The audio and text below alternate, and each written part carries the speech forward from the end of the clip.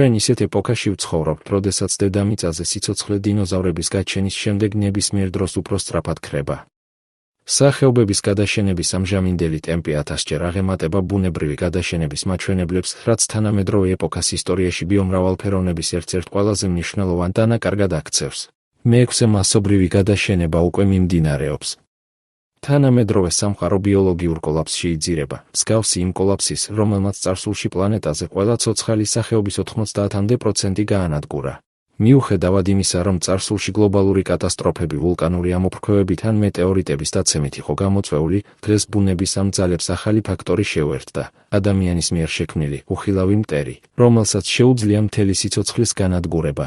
მე-20 საუკუნის შუა პერიოდიდან მოყოლებული, კაცობრიობამ 9 მილიარდ ტონაზე მეტი პლასტმასი გამოიმუშავა, მასალა, რომელიც სავარაუდოდ ცხოვრებას გაამარტივებდა, მაგრამ სამაგიეროდ როგორც ბუნებისთვის, ასევე ადამიანებისთვის სასიკვდილო ხაფანგად იქცა.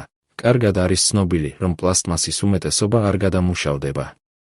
პროფესორი ანტონიო რაგუზა, იტალიელი ექიმი, მეანგინეკოლოგი, რომელმაც პირველმა აღმოაჩინა მიკროპლასტიკა ადამიანის პლაცენტაში, განმარტავს, თუ როგორ აგრძელებს ის თავის მოგზაურობას ბიოსფეროში. ჩვენს მიერ წარმოებული მილიონობით ტონა პლასტმასიდან 10%-ზე ნაკლები გადამუშავდება და 90%-ზე მეტი გარემოში იყრება.